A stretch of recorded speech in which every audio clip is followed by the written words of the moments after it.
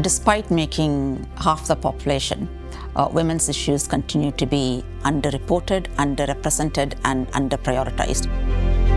When we look at outcomes for women, we know that there are disparities and that we haven't always historically appreciated those disparities at all. When it comes to cancer, when it comes to all sorts of different health conditions, unfortunately, Black women seem to have the worst outcomes. Women's health issues are under threat.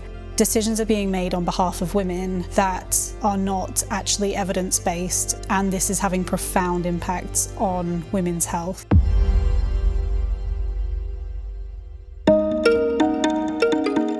Despite advances that's happening in healthcare and science, it's shocking that the gap in the health between men and women continues to be there and continues to be wide.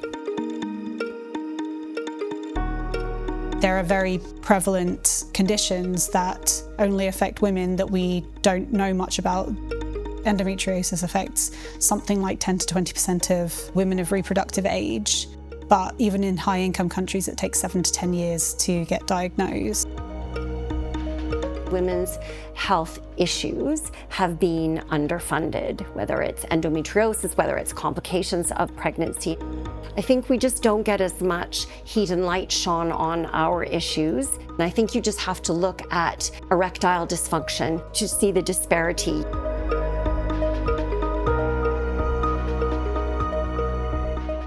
These are clearly disparate. Most of the research that we have for many clinical conditions has been very male-centric, and this starts right from animal research. Mice, only male mice have been used. Experimental medicine, mostly men, which means we don't know the impact of female hormones on some of those conditions and the impact. And then moving on to clinical trials of drugs, again, predominantly male participants, so we don't know if these drugs are harmful to women or not, or if they are not effective or not.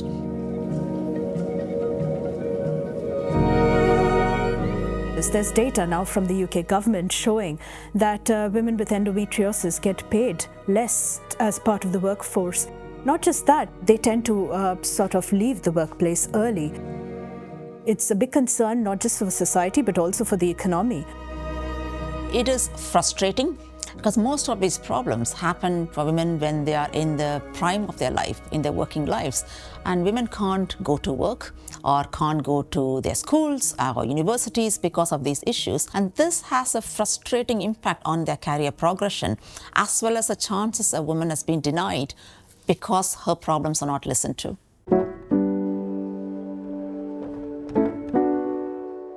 In 2018, Black women in the UK were 5 times more likely to die during pregnancy, childbirth, and the 6-week period after. Those statistics are crazy because we don't account for a huge amount of births, but yet we're the ones that are more likely to die. Inequalities are not just gendered, they're intersectional. One of the papers that we published in the Lancet showed that Black women, irrespective of the country that they are in, their outcomes for their babies was much worse than white mothers. Race and ethnicity consistently has a causal effect on babies dying. Following hearing the stats, I just wanted to create some change. 5 Times More is an organisation that is dedicated to highlighting and changing Black maternal health outcomes, as well as women's health. So we do this in a number of ways. We lobby the government, train health professionals. The system's not designed for us, so imagine us trying to navigate in a system that's not designed for us. Some of the ideas and stereotypes of Black women being strong, especially when it comes to childbirth, they are deep-rooted in history and they are embedded in society, and that's part of the problem. There are other conditions for which there are specific increase in risks associated with the ethnic group. So for example, being South Asian and having an increased risk of gestational diabetes, having a Black ethnic background and being at increased risk of preeclampsia. And so there are some biological reasons for that increased risk, but of course they can be compounded when there's mistrust of the healthcare system and a poor therapeutic relationship between care users and care providers. I think it's really important that we are aware of these additional disadvantages that women face, and there are also regional inequalities. In cities such as Liverpool, where I work, in this day and age, women's life expectancy is going down. We can't have women dying earlier compared to the advances that we've got in science. So I think we really need to right the wrongs that are happening to women, be it from the geographical inequalities or race and ethnic inequalities or the economic inequalities that they face. I think in terms of addressing these issues, the onus lies on governments and society.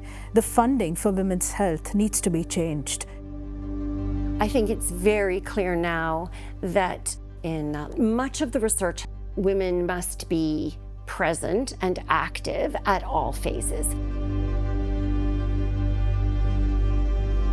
I think there needs to be a lot more representation and equity when it comes to research, everything when it comes to Black health outcomes, because it's just not there, it's not enough. In recent years, a lot of journals, including Lancet, have actually pre-specified to provide data by sex and gender and as well as give the outcomes.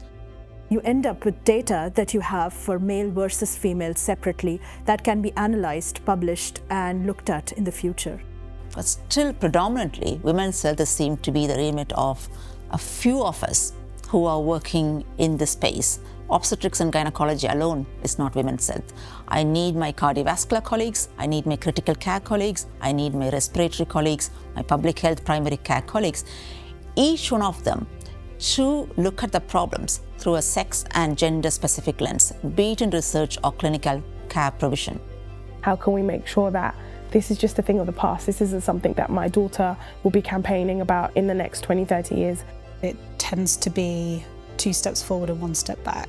I think we're making progress, but it can often feel slow. When you speak to families that no longer have their daughter, their sister, their auntie, it makes it all real for us. That's what really keeps us going. So it remains a big public health issue now, and we as a journal remain committed to advocate for women's health rights.